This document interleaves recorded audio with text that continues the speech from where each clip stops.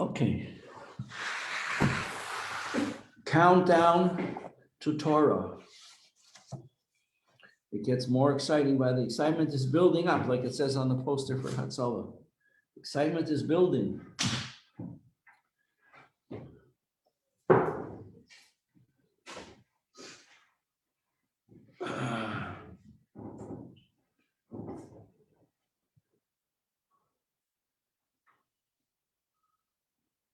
Okay, now we're getting into a little bit complicated. Conclusion of this chapter. We've learned so far that the complete tzaddik is so complete that everything that he is involved with in this physical world, he looks on it as a shlichus from Hashem. Whatever he encounters, whatever is presented to him, whichever person he meets, he says, so this is what Hashem wants me to deal with now. How can we elevate this? How can we maximize the potential? And you see in the interviews of people coming to the Rebbe is always looking at this in this way to encourage, to see what can this person do to make the world a holier place, a better place, to realize their potential. It's very unique. Most people, they look at someone else and they feel jealous, or they feel threatened, or they have negative feelings. The Rebbe looks at everybody with a good eye to see what is it in them that's very, very special. And so everybody feels that he's just totally involved with them. Even for a brief second when they go by on Sunday dollars. I remember there was a friend of ours, she lives in Flatbush. And she had friends from Israel came to visit her.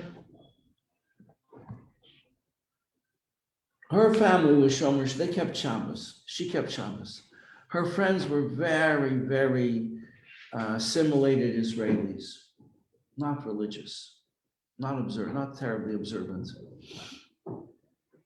And they came, but the wife said, husband and wife, they lived on a very wealthy kibbutz in the north of Israel, very successful kibbutz. I think he was treasurer of the kibbutz or something. He had an important position. Not religious at all. His wife, wanted to come and see the Rebbe. So they came on a Sunday. And there's a big line for the ladies and a big line for the men. He didn't want to go. He said, I'll wait for you in the car. So he waited an hour and a half or so till they went through. And they came out, and she was so excited. She said to her husband, you have to go. You have to go to see the Rebbe. He said, I'm not interested. I don't need nothing. She said, you have to go. No, don't push me to do something I don't want to do. She said, you have to go. I'm your wife. I'm telling you, you have to go. He says, I have no desire. I have no need. He said, what do you mean you have no need? We're members of the kibbutz, right? The kibbutz depends on the crops. Did you have rain this year? He says, no, we need rain. Oh, so you do need something. How are you going to get it? Where are you going to get the rain from? You know? So go ask a bracha if we should get rain. So he couldn't answer her. This was not a personal need. It was a general need and it was a real need. So they waited in the car and he went in. 2 hours later, he comes out. His wife is very curious to know what did you say to the Rebbe? What did the Rebbe say to you? He said, I didn't say anything. You didn't say anything. You waited 2 hours, you didn't say anything. Well, what was it like? He said, it was very interesting. That's all he could say. It was very interesting. Like the Rebbe looked at him and he lost himself. There was the Rebbe, totally with him, totally. In a second, it was total connection. Because that's what I'm trying to bring out, that when the Rebbe looks with a good eye at the potential of each person, what they can achieve. And this draws them close to their essence. And our essence, the essence of a Jewish person is Hashem. The essence of a Jewish person is Torah. And your mind has to sort that out and figure out, what does this mean to you? And so all his skepticism and his thoughts about himself and what he believed and what he didn't, that all they just flew away. It says in the Torah, you hear Danny Hess? It says in the Torah exactly this. It says, when Moshe Rabbeinu was on Mount Sinai, the second time, to get the second set of tablets, that is to say, to ask forgiveness for the Jewish people in the golden calf. And he asked Hashem to reveal himself to him. Hashem says, I'm not going to reveal myself to you. Nobody can see me and live. But I'll pass by. I'll put you in a safe place, in a cave. We go into this cave on the mountain. I'm going to cover it with my hand. All this is metaphor. He says, I'm going to cover it with my hands, and I will pass by.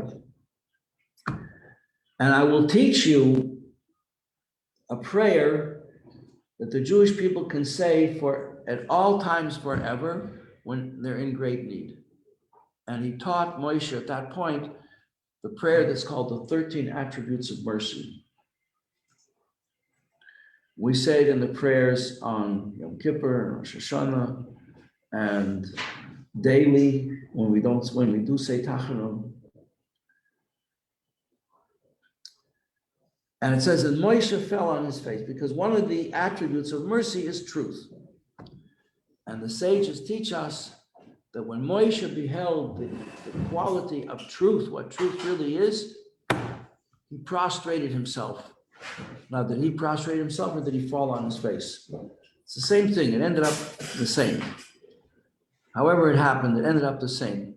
So when Moshe beheld the truth, he also lost himself and was just totally humbled and prostrated himself on the ground. And similarly, that's what happened to this guy. He went by the Rebbe, and there was the truth of Hashem embodied in a physical being, his physical person, totally connected to Hashem, every fiber of his being. And they just looked at one another, and the guy had nothing to say. All his skepticism just flew away. What happened? Very interesting, he said. It was very interesting. All right. So that is the complete tzaddik. Everyone he confronts, he elevates them. He brings them up a level to holiness. Every item that he eats, everything that he learns, every encounter is another spark of holiness that Hashem is presenting him with, that he should bring this under the wings of the holiness of the Shekhinah. You understand? That's the great thing about the tzaddik. I'll give you another example. There's a man in Morocco. Chabad has been in Morocco since the 1940s. That's how my wife's family came to Chabad, because there was no good Jewish school, and Rabbi Lipsker went there, and the whole Lipsker opened a school. Right away, my in-laws sent their children to his school. And so the kids we all came into Chabad that way. So there was a person, Rabbi Raskin, Olav Shalom, who became the shliach to Morocco after Lipsker's time. Edelman, Rabbi Edelman was the shliach there. And the Rebbe asked Rabbi Raskin to have somebody translate the Tanya into Arabic so that people could learn Tanya in Arabic. So he went to the person who was like the head of the community. He wasn't so much elected to be head. He was like in charge of the funds, the communal funds, like the UJA. He was just the guy who made sure that the shuls were running and that they had the religious things that they needed. He was like a gabbai general for the city. He was himself a scholar of sorts, and a person who was a God-fearing person. So he asked him to translate the Tanya. And he said, I can't translate the Tanya. I never learned it. So Rabbi Raskin said, or maybe the Rebbe told him, so you have to learn Tanya with him. So they began to learn Tanya. And when they got well into the first book of Tanya, like 30 chapters into it, he said, okay, now he felt he had enough background, he could start trying to translate. And he did. He translated the Tanya into Arabic. And he came to the Rebbe. Now, this is a gem video. You can see the video. You can see him describing this time. He came to the Rebbe, and the Rebbe was very pleased to meet him. And he came to a Farbrengen. First time he actually encountered physically the Rebbe was at a Farbrengen. He came, the Rabbi Raskin presented him to the Rebbe as the man who translated the Tanya into Arabic. And he stood by the Rebbe, and he just started to cry. He just started to cry. He says in the video describing this, he says, I was not prepared for such holiness. Wasn't prepared. I'm describing the same thing. Like Moshe Rabbeinu was not prepared for whatever Hashem revealed to him, which the sages say, and what did Hashem reveal to him? So it says, Hashem showed Moshe the back of his tefillin, the knot in the back of the tefillin. The tefillin sits on your head and the straps go down this side and this side, and it's held, they join together in a knot, and then the two straps go down the left side and the right side. So there's this knot in the back. Hashem showed him this knot. It fits right under the cranium there. And the Straits of Gibraltar, where your thoughts, all your brain waves go past through that spot to get down to your heart. And same thing with this guy who was from the kibbutz in northern Israel, and the same thing with the Gaba from Morocco. Same experience, that people just come and lose themselves. But not everybody, not always.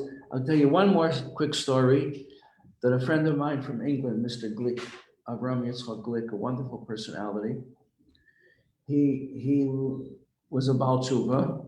He was a very wealthy businessman. He became a Baal Tshuva. He grew up from, he lost his Yiddishkeit fighting in the Second World War.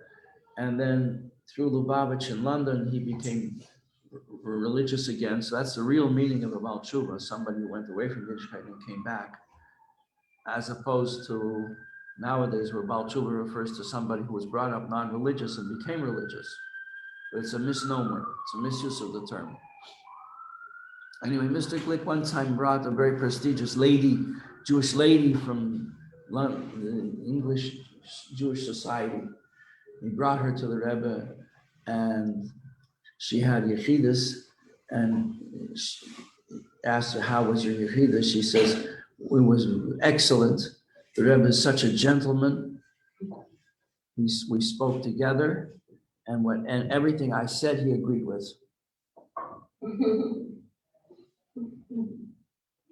So you see, she didn't lose herself. On the contrary, she maintained her identity very strongly, and she was very pleased that the Rebbe agreed with her.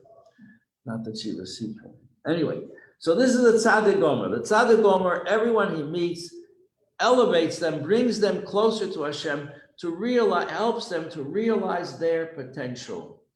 He doesn't criticize, he encourages. You could try, girls, you could try to adopt that quality in your character. That everyone you meet, you will look at them and see, how can I encourage this person? How can I help them to be more what they are, to be better at what they are and what they can achieve? Okay, so we're coming up to page 160, I believe. No, 159, in the middle of the page. Another reason that the tzaddik, the complete tzaddik, is called the master of Aliyah. It's not just that he elevates everything to the realm of holiness, but that everything that he does is for the sake of the one on high. So he's called the master of ascent, because everything he does is for the sake of Hashem. So that's the difference. One person is bringing the world to Hashem. The other one is going, the other explanation of why he's called the master of ascent is because he's focused just on Hashem, who is higher beyond all height. Now, in serving Hashem, there's here again 2 levels. There's a person who serves Hashem, wants to be connected to Hashem because Hashem is the ultimate good, and he wants to be connected, or she wants to be connected to that which is ultimately good. But you could object and say, is that person really serving Hashem? Are they serving themselves? What do you think? Isn't this just an enlightened form of selfishness?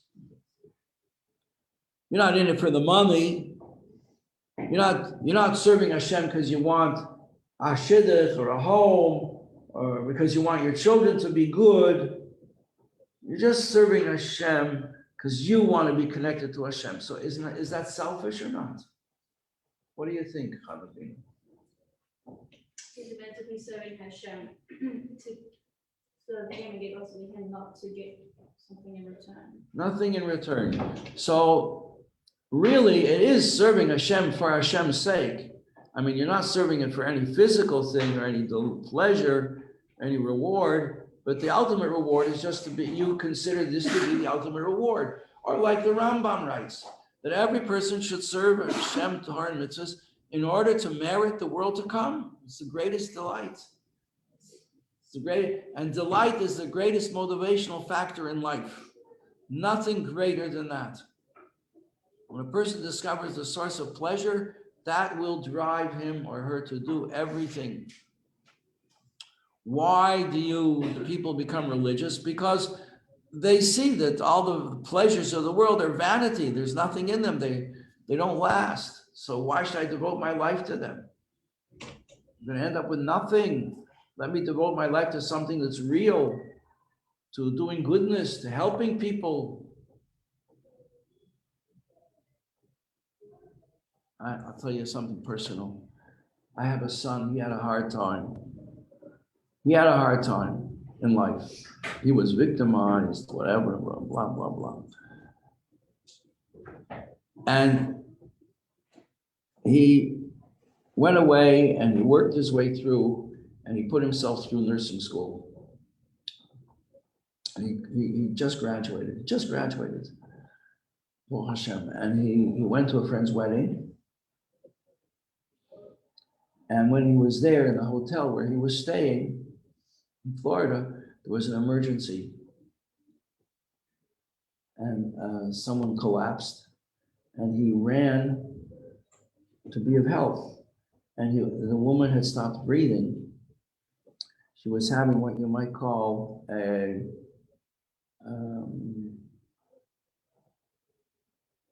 she was in shock.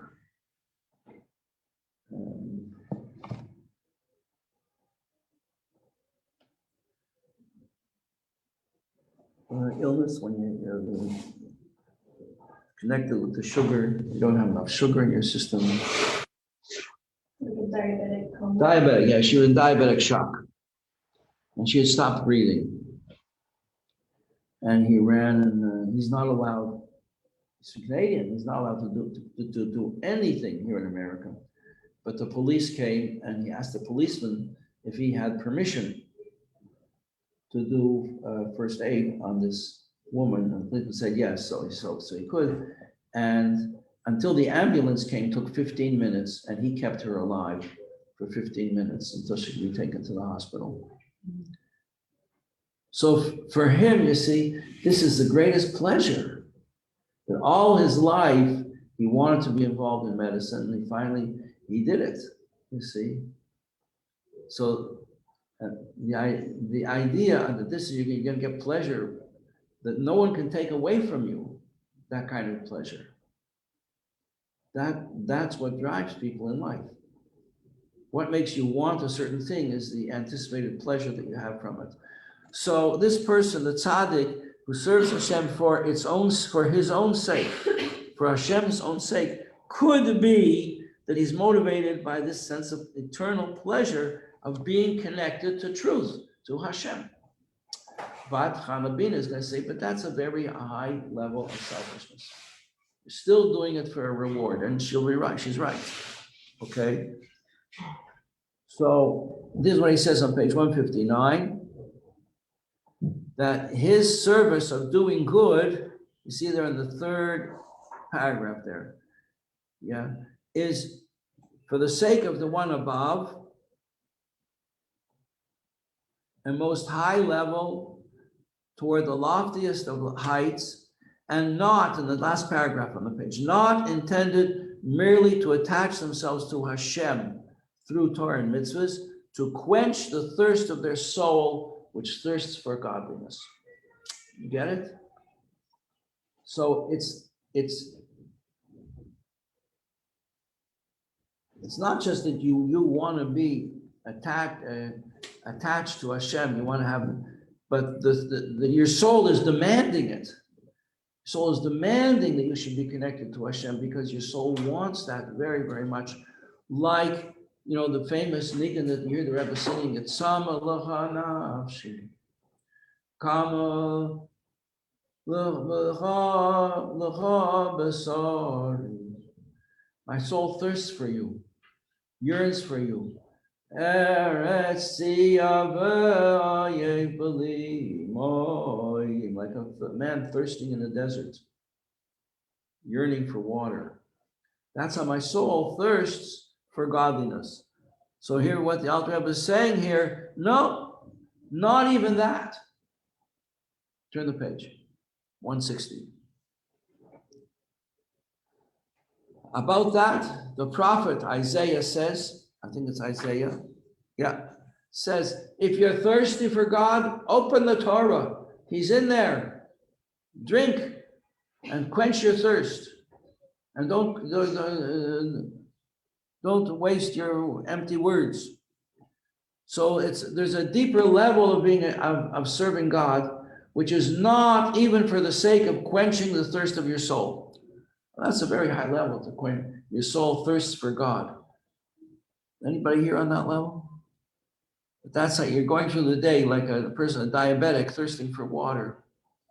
Mr. Glick, whose name I just mentioned to you, he was diabetic. And I remember when he would talk, there used to be this sort of white stuff would come out on his lips, and then he'd wipe his mouth. And it was generated by his diabetes. And he said, sometimes I feel like I'm mamish in a desert, thirsting for water. Well, there's a spiritual thirst that he's describing. But the tzaddik gomer we're talking about here, the completely righteous person, the totally righteous person, he's not even learning Torah or serving God to quench his thirst to be connected to God. The bottom of page 160 now, the paragraph here. Ella, the pirushe betikunim is part of the Zoyar, where it says, Ezehu chassid, who is a chassid? Who is a chassid? A chassid is hamischased in kainei, a person who does righteousness for Hashem. You got that? Write that down if you're taking notes. A person who does righteousness for the sake of Hashem. He's serving Hashem for Hashem's sake, not for his own sake. He doesn't care if he gets nothing out of it. He's not doing it for himself. He's not doing it for any ultimate reward. He's not doing it just because that's his pleasure. He's doing it because it's Hashem's pleasure. He wants to give Hashem pleasure. Says, so who is a chassid? A person who does kindness towards his creator. Page 161. Okay, now we're going to get into Kabbalah. So I'm going to need your close attention here. It says here, what is he doing? He wants to fulfill Hashem's purpose in creation, which Hashem created a world in which he's hidden. Before Hashem created the world, there was only Hashem. Like this whiteboard. There's only whiteboard here. There's not even one letter written on the board. Yes, there is, based on methodology. What? Based on methodology. No, that's not what I'm talking about. I'm talking about everything else.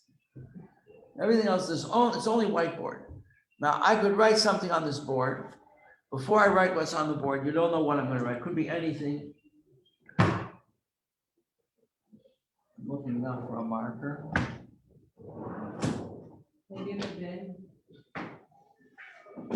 No markers. Oh, here are the markers. Here we go. So you see,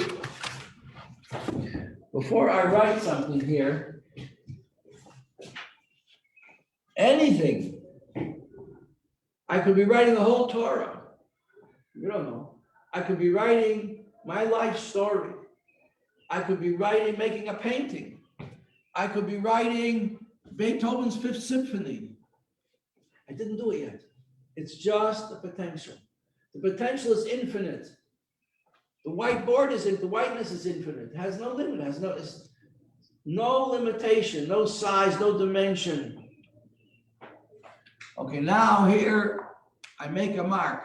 This mark will be the first letter of my novel, the first word of my memoir, the first letter of the whole Torah, the first note in the symphony. It's all going to flow from this one point, okay? And that's the point that really contains everything. So everything that's going to come out of this, it's all going to come flowing out from that point. You understand?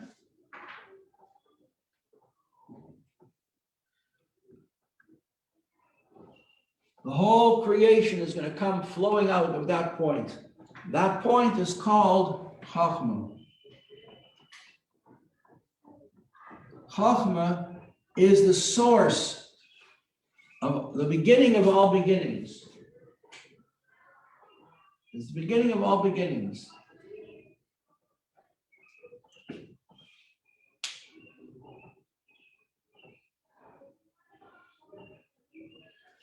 What comes before Chachma? Now, this letter in Hebrew there's a Hebrew letter that represents this point, and that is the Yud. And the Yud is made like this. I'll make it bigger to show you. A Yud is made like this. It's a dot. The dot represents this beginning point. And this point comes from Hashem. So there's a thorn on top, because this is like lightning coming out of nowhere until it reaches, it's like the pure energy. And finally it becomes something, a dot. And that dot is the beginning of all beginnings. So since everything comes out of it, so there's the Yud is made like this with another thorn coming down, because that's the direction of the flow. It's down into, and every Hebrew letter has this dot. It's the basis of every letter. If we extend the dot, for instance, here's the dot, we're going to extend it in width, extend it this direction, and we can extend it down, and we'll make another one here.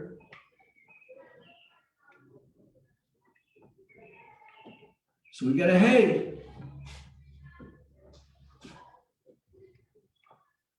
A little bit up, and then the down part goes like that. So there's a hey. So we have a Yud, and we're going to extend the Yud in the directions. We get Yud K, first two letters of the name of God. We'll do it again. Here's the Yud, we're going to bring it down. Yud K Vav, and we'll do this again. So we have a Yud K Vav K. It's the name of God. All right? So we have this concept that before everything, there is only the infinite. Okay?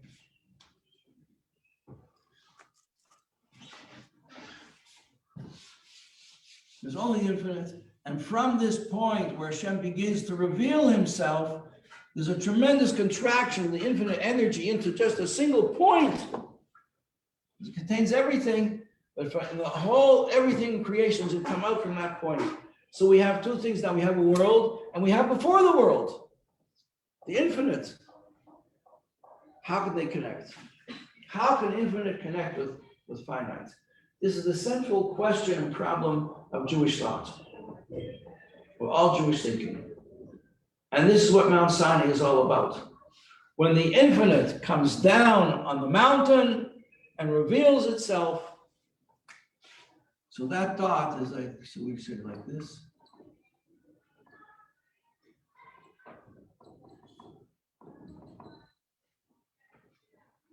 So we have a connection now between the infinite, which is higher, coming down, realizing itself in this dot, which is the Ten Commandments, the Torah, which is the blueprint of the whole creation, the whole world comes says, now how can I reconnect the world where Hashem is hidden? Because in order to create a world, we're left with a problem. Just let's go take a step back. Just use your imagination and let's go back to when there was only a whiteboard. There was only white on the board. There was nothing else but white. Okay. Where is the world? Hashem wants to create a world. Where's he going to put it? In your knapsack with your lunch? Where's he going to put it? He has to create a space where he's not there. Because if he's there, the world can't fit. The world's not going to fit. It has to create a space, an empty space where the world can go.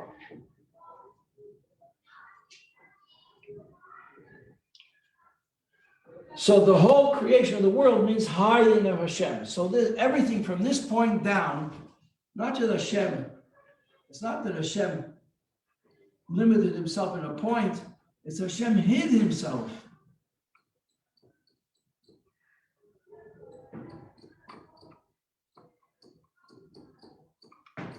He hid himself in this point, but in this point he's not revealed. That's where the world can go. And then this point expands and grows and grows and grows until there can be a whole world. Who is a chassid? Just a chassid devotes himself to showing that this world is really filled with Hashem. That the creation of the world, let me ask you a simple question. Do you think that by creating the world, Hashem changed? Did it make a change in Hashem?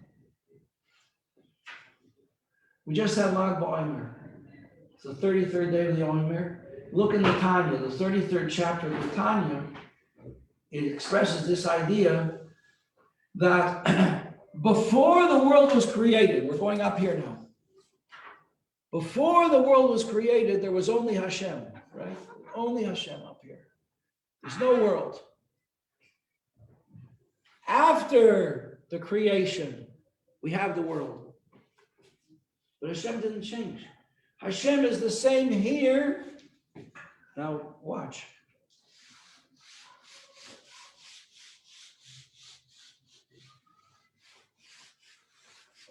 Hashem is the same here as he was before.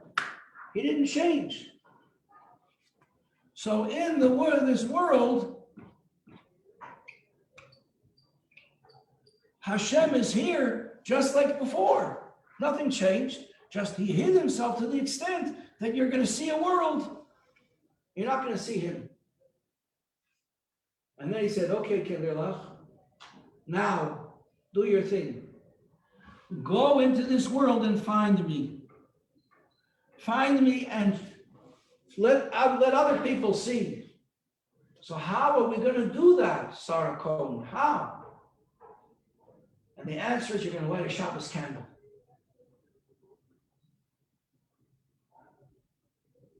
And everyone's going to see the light from the candle. Or you're going to light a menorah. Or you're going to put up a mezuzah. Or you're going to have a shul. Or you're going to give charity to somebody, to a needy person.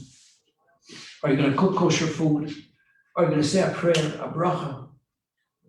And you're going to connect Hashem before the world was created. Before the Yud.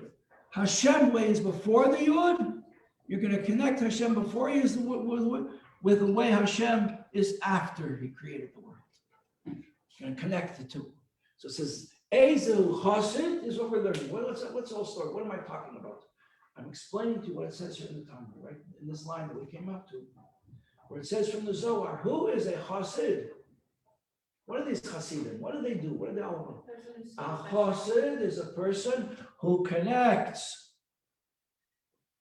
the world with Hashem. And connects Hashem with the world, because that's what Hashem wants. Hashem wants to be revealed in His world. So He wants us to do it. He wants us to be the ones to do it. So that's what it says here. He wants us to serve Him, not to satisfy our thirst. He wants us to serve Him so that He will be revealed in the world and everybody will be able to see that Hashem and the world are one thing. It's Hashem's world. And the mitzvahs are Hashem's mitzvahs. He does them. And He gives them to us to do them. And on page 161, the job of the Chassid is to unite, to connect the Holy One, blessed be He, with the way the Shekhinah. What is the Shekhinah? Is the way Hashem is revealed in the world. The way Hashem fills the world with His light and with holiness.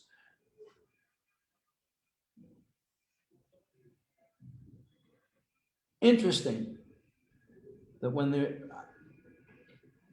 about 80, 90 years after the Alter Rebbe writes this, so you get this whole theme coming out in Western literature. Connect. We have to connect. Our life has to be about making connections. And this becomes the theme and the motto of important writers from 100 years ago. And it becomes popular. The telephone companies, advertising, they connect with us. With music and song, and buy our telephones and subscribe with our telephone company. It's all about connections. It's not a joke. It's for real. And this is the Chassid. His role is not to unite with God for His sake, but to unite God with the world, that the world should become a godly place. That's what the Chassid wants. Okay? That's where we're up to.